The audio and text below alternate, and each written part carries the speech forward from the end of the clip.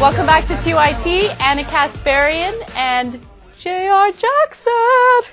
JR's doing the show with me. We're doing entertainment. It's going to be fun. I always say entertainment, except we don't really do entertainment. It's social commentary. We've completely gone away from entertainment, and I'm still looking for something else besides social commentary. It's not working. I know. Is it? It's a little too technical and nerdy. I'm sorry. Would you say that it's? You can't even say headline news because a lot of it isn't even headline news. And you can't call it absurd news because a lot of it isn't even absurd. It's just interesting. A lot of it is absurd, but yeah, you know. Let's call it Interesting News Hour with Anna K. Hey. All right. Okay. Enough with the joking around. I want to start this with an article that I read in Forbes today that's mind-blowing. So I've always wondered about what the financial situation should be when you get married. A lot of people like to open joint bank accounts. A lot of people like to keep their finances separate. Well, it turns out that Forbes wrote about a study that was done by the National Endowment for Financial Education and Harris Interactive.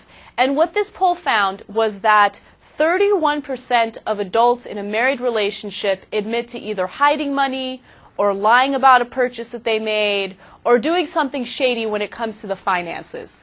What I think about this study is do not get married. Was the number 31%? 31%. Just to give you, actually, it's even worse than that. 1/3 of people in the survey admit that they lie about the finances. So either they have a gambling problem and they lie to their spouse about it, or they made this crazy purchase and they lie to their spouse about it. Another 1/3 say that they have been deceived. Okay, so at this point, there's only 1/3 left that is in a happy marriage where financial deception does not occur. But as long as they don't know, it's still a happy marriage, right? Like, say your husband's putting away 30% of the money and you just never really know about it. You're still happy. That's the only thing. That's the only problem. You're only unhappy after, the shit hits the fan, somebody gets caught in bed with another person. Right. And then you start finding out, well, I've been holding money. How about that, bitch? Mm-hmm. And it starts going badly then. I don't know. Yeah, and it does go badly then because that is a massive indication that you do not trust your spouse. If you're hoarding money somewhere, it means that, you might have plans to leave in the future. You don't think that it's going to be all sunny and rosy, in the end. So you think you need some sort of safety net. And it's scary because I've always wondered about that. I've always wondered whether or not it's acceptable to have a separate bank account. Look, I'm going to keep it real. If I get married, I would like us to each have our own separate bank accounts and then a joint bank account for all of our bills. And maybe that's the most unrealistic thing in the world, but I do know of some couples who do it and they are good at it. But these numbers are daunting.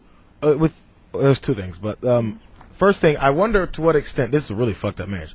If one person is buying things and not telling them about it, right, and there's purchases, wasn't that part of this thing? Somebody spends a lot of money and they don't tell them. Yes. They're spending. Then the other one's putting money away. One is spending, the other's putting money away, and neither one's telling each other about it. So is one of them really worse off, as at least a worse spouse than the other? One's spending all the money. The other one's like, I don't trust that girl. I'm going to put everything aside. Or maybe the other way around. The guy has a gambling problem or something. And then the woman's like, I'm going to put money aside in case this goes to shit. Well, I think in both cases, both parties are bad because both parties are acting out of complete selfishness, right? You have the guy who wants to gamble, he's using all of the funds for the gambling, and then you have a woman who's thinking about herself and her own ass. She's not thinking about her marriage, and she's not thinking about the bills. She's keeping money for herself. So I think both are guilty. It's a bad idea. And it's just scary that they're not able to be honest with their finances. They're not able to be honest about what's happening. So, look, I'm going to be real. I'm at that age where the thought of marriage is scary. That idea of complete and utter trust scares me. Dependence scares me. All of those things scare me. And then I read this Forbes article, which lists all of these different cases that have happened in the past, and my brain exploded. Like it's exploding right now. Do you see it? There's like chunks of brain going in the corners. I'm going to give you a couple examples, okay? And I highly recommend that you guys read this article. It's in Forbes. I'm actually going to tweet a link to it because it's so good.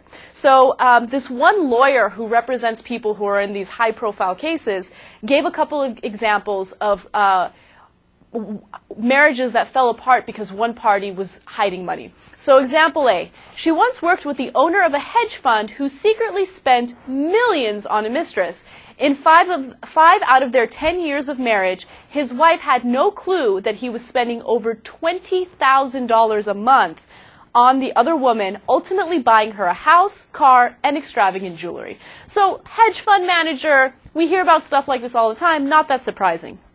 Another one of her clients is in her 30s, remarried, and has a son from a previous marriage. 3 years ago, she lied to her new husband that she wasn't receiving child support. She was. Now, he pays for the child's expenses and private schooling while the woman stashes the $7,000 a month in a hidden bank account. Oh, hell no. That is unacceptable. And then later on, the husband found out about it and divorced her, right? And then there's another example, and I think this is probably the craziest example. Well, before the next example, does this spark, at least, maybe I missed this part, but maybe her, putting $7,000 aside is her fear of marriage too. Maybe it's the same mindset that you have. So, like, where does it come from? Why did she even start off like that? Because then I'm gonna go back to my original point. Don't get married to that dude. If you're with a guy and you see that he's cheap, or he has these addictions, or he's already spending money on this and that, or he doesn't seem to really give a shit about anybody else but himself, or he thinks you should do this and he tells you what to do, like, that's what dating is for. It's testing it out. Then you date him. There's a reason people don't get married after a week when they go, oh my God, I love you. Then you find out maybe a month later, oh, there's that I don't like about you, and there's that I don't like about you. Right. I don't think I can live with this. You have to always say, can I live with this? Will this be life? If I can't, people just ignore it and say, it'll get better after we have a white dress on and some flowers at tables. That doesn't help, dude. Right. But I think because that day is fun, then they're like, oh, everything's fine now. And it's hard to say, maybe we shouldn't do this because I found something else out. And then when somebody, there's levels, there's my curmudgeon coming out. There's levels of relationship. Mm-hmm. First, you just meet somebody. Then you're dating them. And that's cool. It's still all cool. You can date other people. Then it's an exclusive relationship. Where is this going? Then it gets to that point, but you can't break that up now. The next level after that is engagement. You mean, yeah, I understand if you broke up with your girlfriend, you broke up with your fiance. Right. That's horrible. And then the marriage part. So, like, it's like you're getting to an extra level of jail time, to put it a horrible way. I don't mean it that way. Wife work. Yeah. As Jesus would say. Yeah, there's all the levels of things you have these responsibilities for.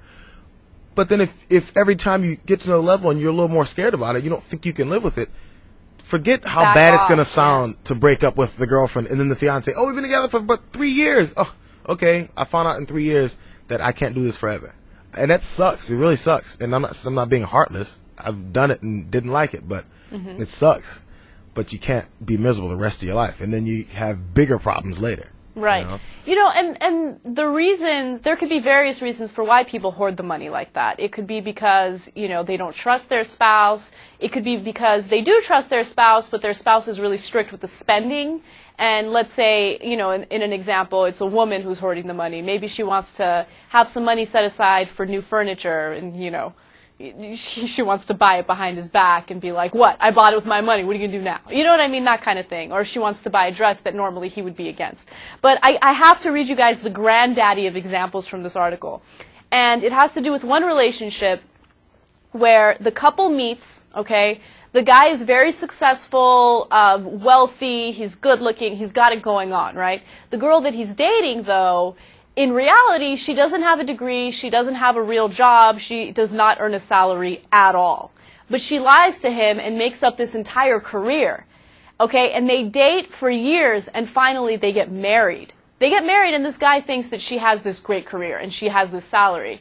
Now, he's so wealthy that for years in their marriage, he would pay for everything, right? Because he was like, well, I'm the real breadwinner here, right? So he would let her get away with not spending any money or anything. How does it get to that point? How do you get married and not know that the person you're marrying really doesn't have a job at all? They would leave in the morning at the same time for work. They would come home from work and talk about their jobs. It's amazing the extent that people can lie. It's incredible. So is this the other side of the example, at least the extreme side? Like you said, you would like things to be separate enough in a marriage where you have your bank account, he has his bank account. You have these separate, not separate lives, but like you're together, but there's things that are still yours. Right. Maybe he and she, both of them, thought this is the ultimate. You have your money. I don't see about it, hear about it, to the point where he doesn't even know what's going on. Is that too much? Because I feel like there's an extreme example, or extreme example of the trust that you would want, the separate part of the trust that you would want. I want a little separate but equal. I'm just kidding. That doesn't even apply. What I want separate bank accounts, but I also want a joint account for the expenses. And I really think that the expenses should be 50-50, assuming that both of you are bringing in an income and, there's no wife at home kind of situation happening. You're both working, you're both bringing in an income. Let's say one individual makes significantly more money, then you contribute more money to the joint account, and the person who makes less money would, contribute less, but it would still, even out, relatively speaking to how much you're getting paid. Yeah, that's what I was wondering as far as, what are the levels? Because, I don't know how common it is that both people in a marriage make the exact same amount, where it's all just equal. Right. So one person makes $75,000, another one makes $40,000. Right, it's a significant difference. But then, in that case, in my ideal world, each one of you would contribute to that account, but it would be a percentage of what you earn, I guess. So, okay, hey, we're married. Why don't we both contribute 40% of our paychecks to this joint account? Makes sense. Okay? All right. A man in China has been sentenced to life in prison and life in prison for driving on the highways without paying a toll fee. Okay? It turns out that for a couple months, from May 2008 to January 2009, this gentleman ran a business where he would ship materials with trucks, and he completely ignored the toll signs, and he completely ignored the fact that he needed to pay a toll to drive on those roads.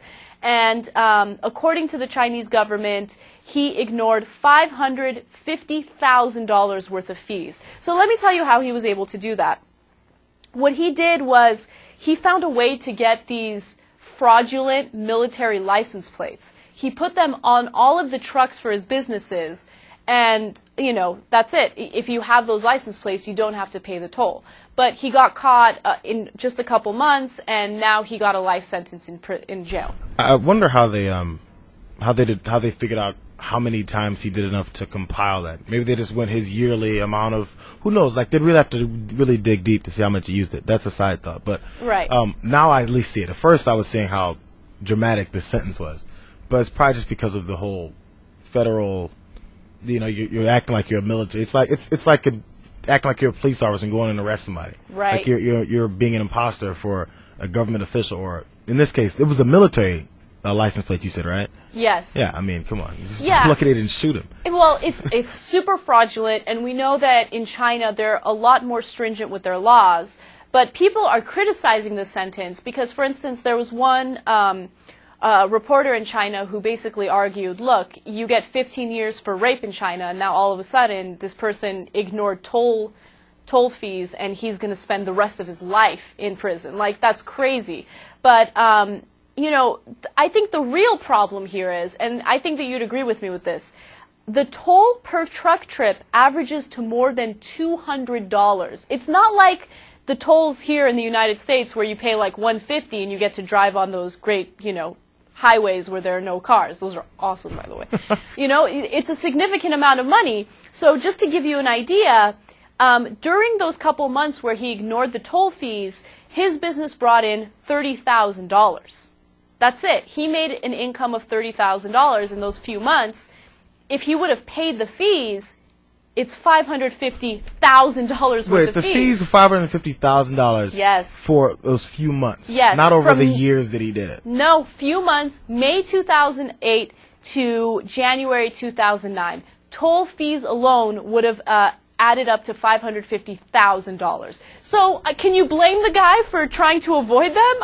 He wouldn't make any money. In fact, he would be in debt. Yeah. 6 figures in debt. There's something's off about that. I don't know, man. I'm not saying this. You're saying it's wrong, but something's different. There must be some, or either he wasn't reporting what he was making. It's impossible because I was thinking this must be some kind of fee, like you have a freight truck, you're bringing all kinds of things through. There's always toll parts. I mean, not toll, but way stations for trucks when you're on the freeway, and we go through a normal spot. They go through these other things. I figure these tolls may be higher for them. If you're in a regular car, based on weight. Yeah, so I figure the weight is whatever he's making in his shipment, whatever he's going back and forth with. something doesn't add up. I don't know why. That's impossible because then that's an obvious flaw in the system. No, a huge flaw in the system. And, at first when I read this, I was like, it's a little shady and weird. So I did a little more research on it, and the Wall Street Journal wrote about this. So this is actually a real case in China where people are outraged at the toll fees, and they think that it's egregious for this man to spend the rest of his life in prison because of what he did. So it's incredible. It's incredible what goes on in other countries. We think we have it bad with our... Don't you love the free market system of America? Government stay out of our private business. Yeah. The free market system has been really successful in the United States. I mean, we have this great economy happening right now. But anyway, all right. Alternet had this great article written by a 20... Who did? Who's? Alternet. Who doesn't love Alternet? By the way, can I just say something really quick? Alternet has completely supported Cenk and his controversial blog about how the Arizona shootings were political. They posted it up on the front page of their website. They even put up the interview that Cenk had with Adele Stan, who works for the Washington Bureau for Alternet. It was great. They're great. I love Alternet. I can't love them anymore. Does Cenk know this? I don't think he does. You gotta tell him that Alternet has his back. He'll stop talking trash. And that Michael Smerconish agrees with him, too. Yeah, see? But I don't think he does. So. No, Smerconish doesn't think it was political. Smerconish is a little more middle of the road. Like, he's not... And he likes that. He thinks that it's a good thing. But anyway, I digress. So, a 28-year-old guy by the name of Ted Cox wrote this great piece in Alternet about how he had a vasectomy and why he thinks that it was the right choice for him, right? Very interesting article. He says that he doesn't want to have kids. It was the right choice for him. The only thing I don't understand is, why do you always have to go the radical route? Like, why do you have to go get a vasectomy? Just use a condom or make sure the girl you're sleeping with... Come on. What? Come on. Is the condom a crazy idea? No, but that's always the main complaint. Nobody wants to go through the issue of condoms. That's why I wouldn't get one either. But, that's always the beat. People say, oh, it's uncomfortable. Oh, my girl is allergic to it. Oh, I can't feel anything. Oh, it's so... And I got to keep buying these motherfuckers. Uh-huh. So, I guess that's the complaint. And if he doesn't want any kids, I don't know. There's... One of them is... I'm not educated on this as much. But one of the procedures, like when women get tubes tied, I think is the process, or men get a vasectomy, one of them is reversible, I think. You can at least undo one of them. No, you're absolutely right about that. That one, I think in that relationship, whoever can get it undone should get it done. Right. Oh, God. But, so he talks about how his decision was right for him, and I can understand that. I'm not judging him for it. Do what you got to do, right? But then he talks about this whole movement in North America, which is known as the child-free movement. And there are more and more people in North America, and specifically in the United States, who are just deciding to forget about having kids and deciding to just not have children at all. And, he stated a couple numbers, and they're remarkable. Birth rates in the United States right now are actually the lowest that they've been in the past century. There are only 13.5 babies per 1,000 people. That's incredible. I thought there were a lot more babies than that, but, that's a significant statistic. And this researcher by the name of Laura Scott really delved into the reasons why married couples, single couples, basically people in the United States and in North America in general decide not to have children, right? And the reasons, I think, are kind of surprising, because you would think the economy would play a big role, and it does.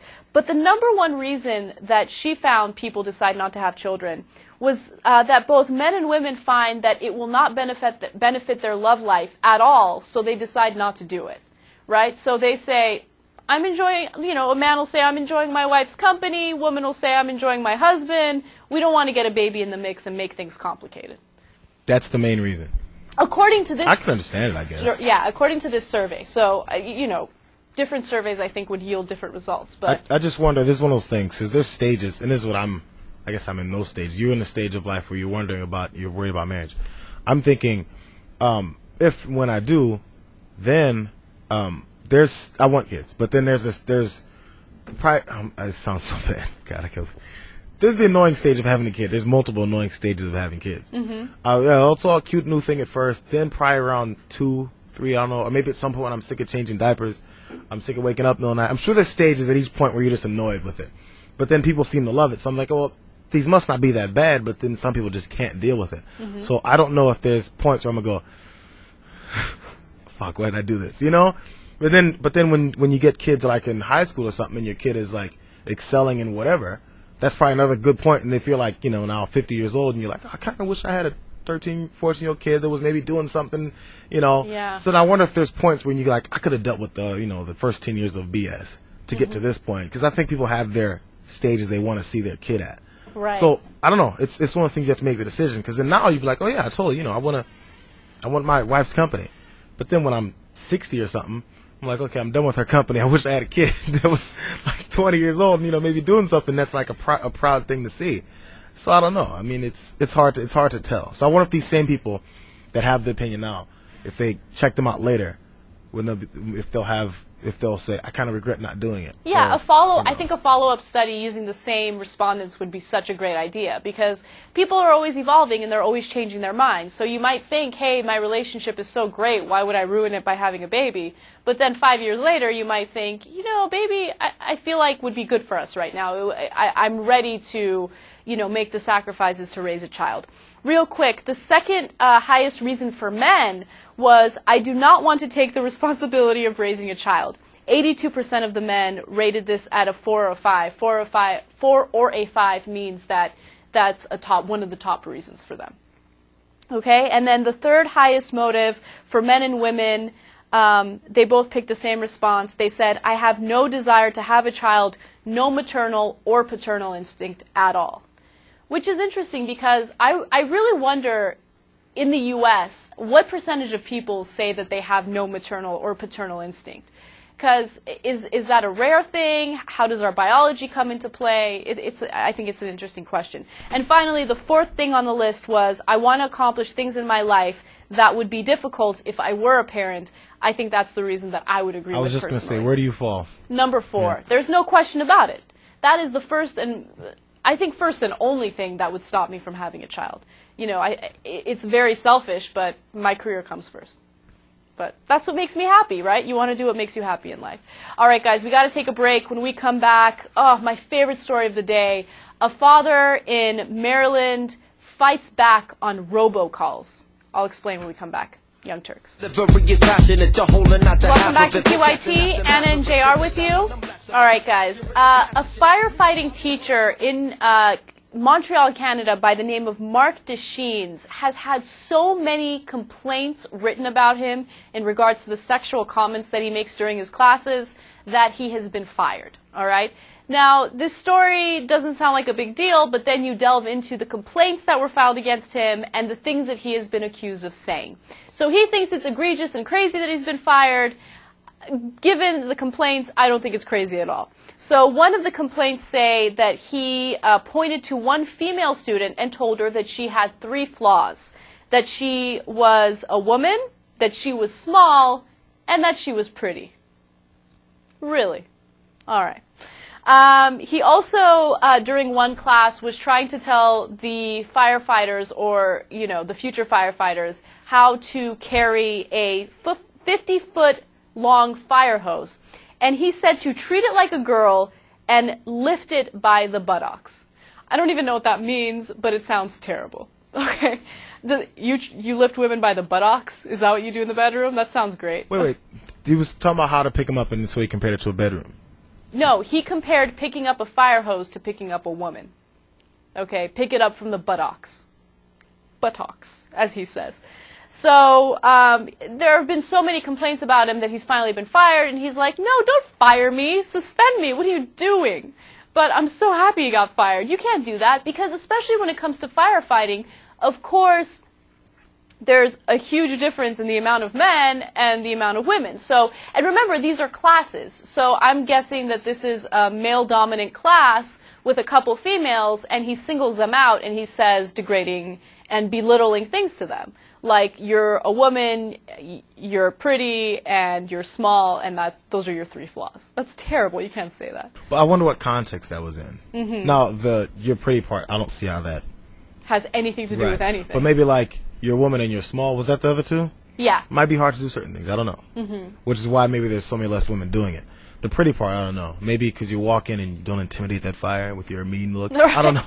I don't know. No, you know what the thing is? If that was the one complaint filed against him, I have an open mind. I'd love to hear what his defense is. You know, he could have a good explanation for it. I doubt it, but I'm open-minded enough to listen to that. But there have been so many complaints that, come on, you think that they're just going to suspend you and let you continue doing what you're doing?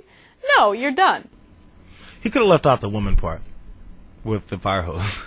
Yeah. You could be like just picking up he could compare it to grabbing somebody, take them out of a burning house. I don't know. Right. I don't know how it works, obviously. Oh, you just made me realize what he meant. So, like, hold the fire hose like that, like holding a woman from the buttocks. I don't know. Yeah, you carry this chick to your room, throw up your shoulder, smack her ass, and go into the room. Just playing. Okay, now you allowed me to visualize it, because at first I didn't know what he was talking about, but okay. But, so you wouldn't even have been offended if you were in that class, because you wouldn't have known what he was talking about anyway. No, it sounds degrading. I wouldn't know what he means exactly, but you can't say that. Just treat the hose like a woman. Carry it by the buttocks. What? Now, there are some interesting people out there. But I love the sense of entitlement. Don't fire me. Just suspend me. I didn't do anything wrong. I just degraded women during the class. How long was he doing it? Did it say how long he was teaching these classes? You know, it says that he got a number of complaints about his conduct between 2007 and 2008, and he just recently got fired. So he's been at it for a couple of years at least. But it's interesting to know that he got that many complaints in the amount of 1 year. All right, let's go to the next story. Japan has had an issue with an aging population. Basically, people are getting older there, less and less people are having babies, and researchers are trying to find out why. One group is the Japan Family Planning Association, and they are part of the Ministry of Health in Japan, and they basically conducted a study to figure out, why aren't you guys having babies? Come on, procreate, right?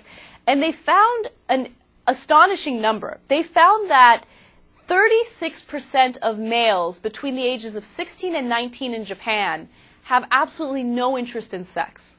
Zero.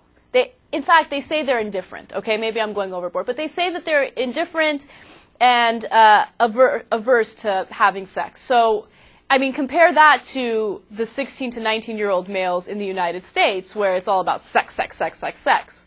Now, I have a theory for why this is such a high number. By the way, that was a 19% increase since the last time this survey was done in 2008. So more and more young men in Japan have no interest in sex. But then when you look at female respondents, a whopping 59% of females between the ages of 16 to 19 report that they are indifferent toward having sex. Of course, that number is going to be higher for females, but it's extremely high. 60% is a huge percentage. And we've talked about how, the aging population in Japan might have to do with the fact that females there are starting to have higher and higher expectations for the type of men that they marry and have children with. Guys aren't handling their business. Guys are what? They're not handling their business, apparently. Right. I mean, come on. I mean, well, okay, probably the whole thing about the higher expectations. I was going to go full force on that until you said that point, because I remember we did talk about that. Uh-huh. But they're indifferent to it, so when they do have it, they don't give a shit. Mm-hmm. It's like, oh yeah, it's over, roll over, get out of the way. And then so why would anybody want to be around somebody else who gives a shit about sex anyway? Mm-hmm. So everyone's just kind of going through the motions. Like, oh, so maybe doesn't make a difference if we do it or not. I don't know what's going on. Right. So I mean, if it's not happening for either side, then of course more women are gonna be like, I don't want to even go through the process of having to look at this dude and then he not do anything. So I don't know. Yeah. It sounds depressing, actually. It sounds really depressing, and you might have a point there. Another finding in the study was that approximately 40% of married respondents had not had sex in the past month.